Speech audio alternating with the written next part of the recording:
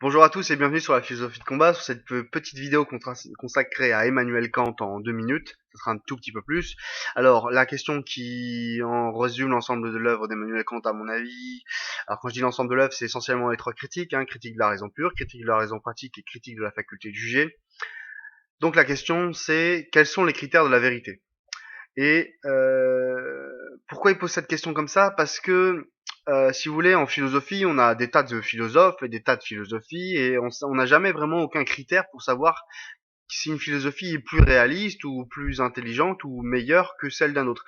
Est-ce que ça serait plutôt, je sais pas, Épicure ou Platon qui a raison, ou alors ça serait Aristote ou Pyrrhon ou Zénon de Cityon? Quelle est la bonne formule? C'est plutôt Spinoza ou Descartes? Et on n'a pas de critères pour dire ça c'est meilleur que ça, parce que c'est toujours dialectique, malheureusement, c'est une question d'opposition de point de vue. Alors que cherche Emmanuel Kant, donc les critères de la vérité. Alors il a une façon de dire ça qui est très bien, et il dit, en gros, ce qu'il cherche c'est la pierre de touche de la philosophie. Alors qu'est-ce qu'une pierre de touche? Une pierre de touche, c'est utilisé pour les commerçants, parce qu'avant le commerce se faisait essentiellement en pièces d'or, et pour savoir si, quand on nous donne une pièce d'or, elle a la couleur de l'or, mais est-ce que c'est vraiment de l'or? Et pour savoir ça, on avait une petite pierre ponce qu'on utilisait pour frotter de l'or, justement une pierre de touche. On frottait notre or dessus, on utilisait un révélateur qui est de l'acide nitrique, qui a tendance de tout dissoudre sauf l'or, et s'il restait un petit peu d'or dans les pores justement de ma pierre de touche, ça voulait dire qu'on avait affaire à une réelle pièce d'or. Et comme ça, j'étais sûr de pas me faire refiler n'importe quoi comme du faux or. Et ben justement, il cherche ça en philosophie, Emmanuel, quand il cherche une technique, un moyen qu'on ne se fasse pas refiler de la fausse, de la fausse monnaie et pour le coup de la fausse philosophie. Alors, Kant pose, on va dire, le problème comme ça. Il y a deux problèmes. Soit la vérité dialectique, c'est-à-dire que c'est un opposé de thèse contraire, on peut discuter jusqu'à la fin des temps sans jamais arriver à aucune conclusion, etc., etc. Donc le problème, c'est qu'une vérité qui, à la limite, serait remise en question par le premier venu qui a quelque chose d'intéressant à dire, bah c'est pas une vérité très solide. Donc ça coince un peu. La deuxième chose, c'est que c'est la vieille thèse du comte d'Occam, c'est de dire que tout ça c'est un nominaliste. Et qu'est-ce que c'est un nominaliste? C'est quelqu'un qui dit tout ça c'est que des mots. Voilà. La liberté, les dragons, les licornes, Dieu, qu'est-ce que j'ai encore? La vérité, ben, tout ça c'est des mots et ça veut rien dire, ça recouvre aucune réalité. Et ça, c'est aussi un problème avec Kant parce que pour lui, la vérité existe, premièrement, et deuxièmement, elle est stable dans le temps. Elle n'est pas négociable, elle n'est pas discutable à l'infini. Ça, et voilà. Et donc, il faut répondre à ce problème de la dialectique et en même temps répondre à ce problème du nominalisme. Alors, pour répondre à cette question du nominalisme et de la dialectique, eh ben, j'avais envie de dire Emmanuel Kant va faire d'une pierre deux coups avec des idées tout à fait intéressantes. Il va dire, qu'est-ce qu'il va dire Emmanuel Kant? Il va nous dire un nominaliste, c'est quelqu'un qui dit toute source de connaissance est basée dans l'expérience. C'est-à-dire que pour connaître quelque chose, il faut le vivre. Sinon, le reste, ce n'est que des mots. Ce n'est que des mots, on peut dire aussi ce sont que des concepts. C'est-à-dire ce sont que des idées abstraites. Et il y aurait d'un côté ceux qui racontent que des idées abstraites et qui se bagarrent avec leurs idées abstraites et qui font de la dialectique et à ce moment-là on n'y arrive jamais. Et puis d'un côté ceux qui disent bah les idées abstraites ne veulent rien dire. Il faut d'abord chercher dans l'expérience, dans sa propre expérience et celle des autres, la vérité avant de pouvoir parler de concepts. Pas facile de s'en sortir, mais Kant a justement une bonne solution qui règle tout finalement. Il va dire, et vous savez, euh, si on part de l'idée que toute la source de la connaissance humaine vient de l'expérience, il y a un problème qui est évidemment que tout le monde n'a pas la même expérience, mais il y a un deuxième problème, c'est que et là c'est vraiment subtil. Alors il va subsumer, c'est-à-dire qu'il va chercher quelque chose qui est au-delà de l'expérience, qui résumerait toutes les expériences. Et qu'est-ce qui existe dans toutes les expériences aujourd'hui, maintenant, quand vous m'écoutez, demain, dans 150 ans, sur la Lune, en Chine, hier, voilà, à n'importe quel moment, il existe dans toute expérience que vous pouvez vivre, il existe quelque chose, une intuition a priori. C'est l'intuition du temps et de l'espace. Le temps et l'espace, on sait les intuitions qu'autour de nous, il y a de l'espace. L'univers est un espace. J'habite dans une ville, c'est un espace. Dans l'appartement, il y a un espace. Là, autour de ma main, je forme un espace. Voilà. Il y a de l'espace. Dans toute expérience, il y a toujours de l'espace. Et il y a du temps aussi. C'est-à-dire que toute expérience se déroule dans le temps. Et donc forcément, quand j'ai ces deux intuitions qui ne sont pas des concepts, c'est pas j'ai réfléchi longtemps pour trouver cette chose-là. Je peux instantanément, là derrière votre écran, vous pouvez sentir qu'il y a du temps et de l'espace. Vous pouvez bouger vos mains si vous voulez, ou respirer. Vous sentez que dans votre corps, il y a aussi des volumes qui se déplacent. Et puis aussi, tout simplement, regarder les minuteurs sur YouTube ou le soleil qui se couche, et ce genre de choses, et vous vous rendez compte qu'on est aussi dans le temps, quelque part, compris dans le temps. Eh bien justement, il fait une pierre de coups. Pourquoi? Parce qu'il flingue l'idée de nominaliste en disant tout ça c'est que des mots. Bah non, c'est pas que des mots, il y a des réalités qui existent comme des intuitions a priori de toute expérience. Donc on ne peut pas fonder la connaissance sur l'expérience puisqu'il y a quelque chose qui vient avant encore, et c'est le temps et l'espace.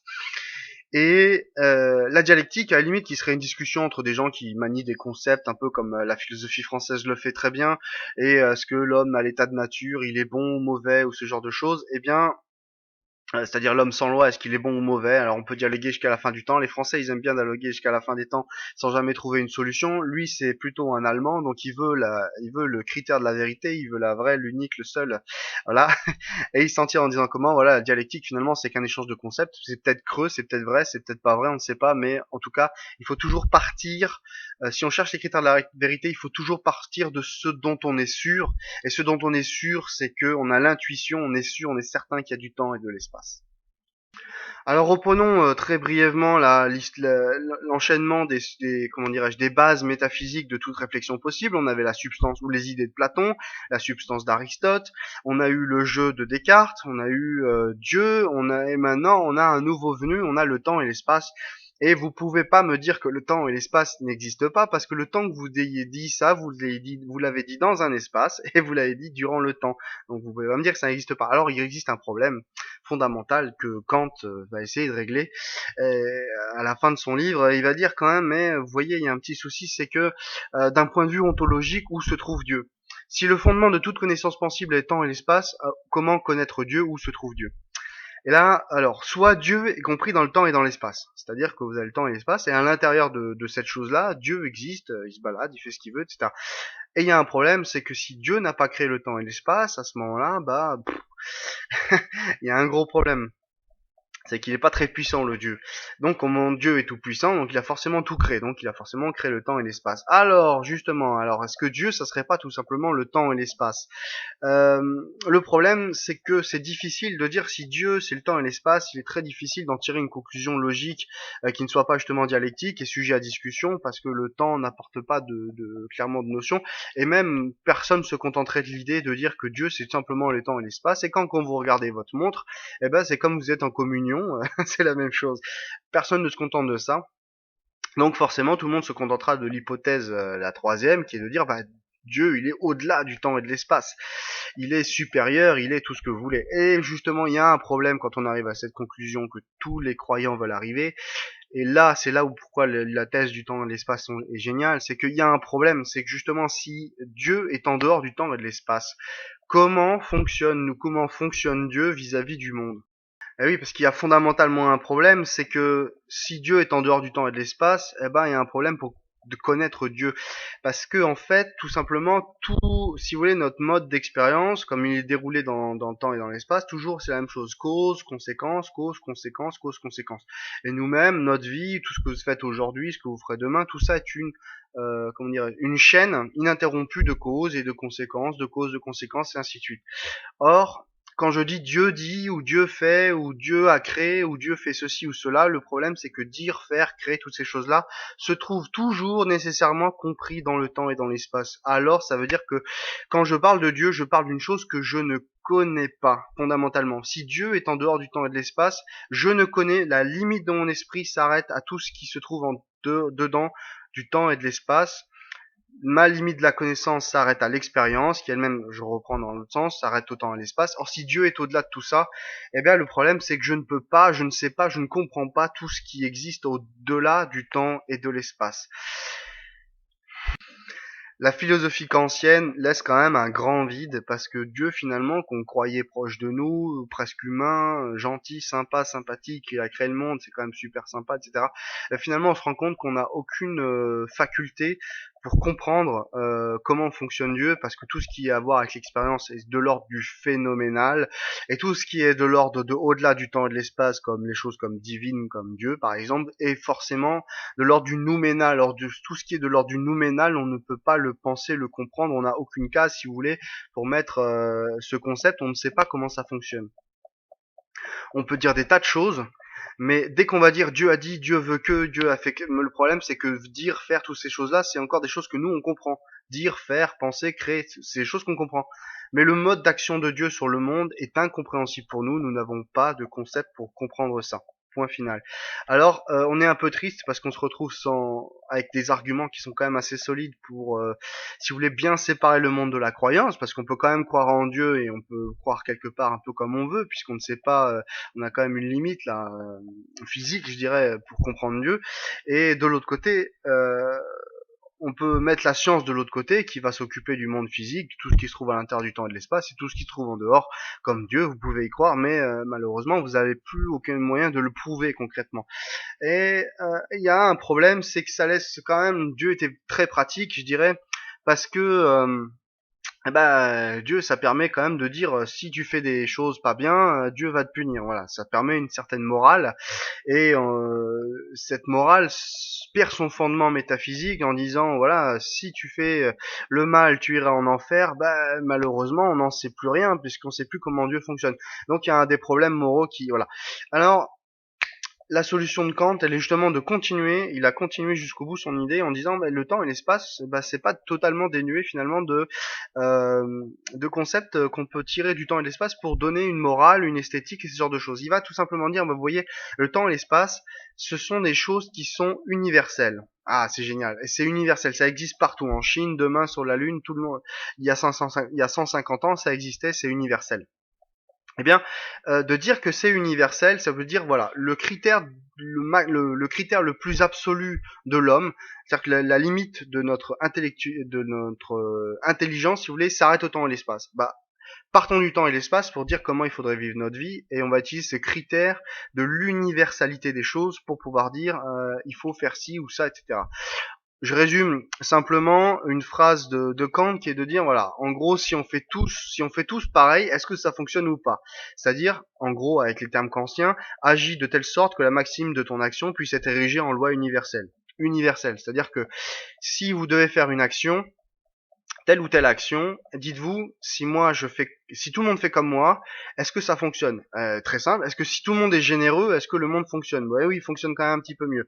Est-ce que si tout le monde est poli, est-ce que le monde, etc., etc. Oui, si tout le monde est plus généreux, poli, aimable, courageux, intelligent, oui, le monde fonctionne certainement un petit peu mieux.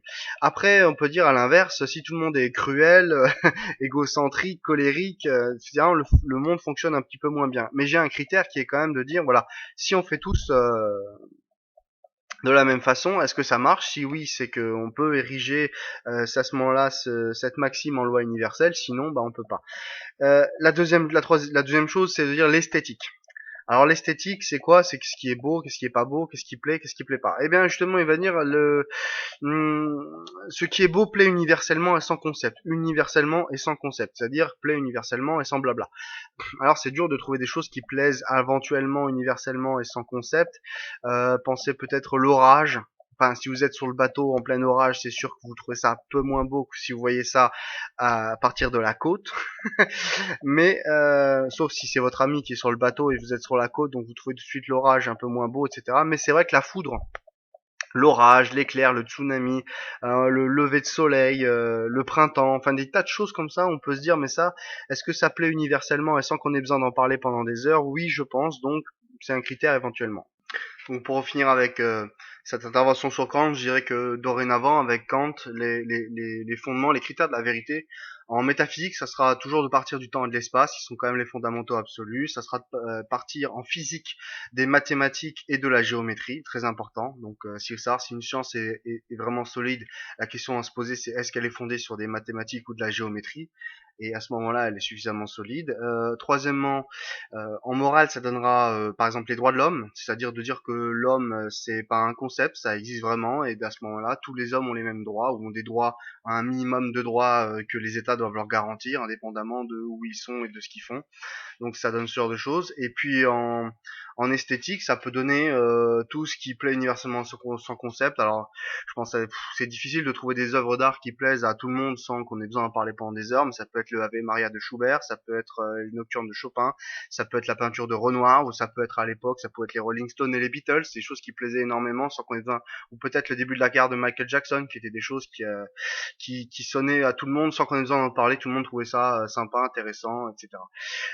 Donc voilà, c'est fini pour Kant, mais contrairement à ce qu'on peut croire, l'histoire n'est pas finie, justement, et c'est le cas de le dire, parce que ça sera très critiqué cette idée, mais je vais directement aller à la suite en parlant de Marx. Je parlerai pas de Hegel tout de suite, j'en parlerai plus tard, mais on va passer à la suite avec Karl Marx.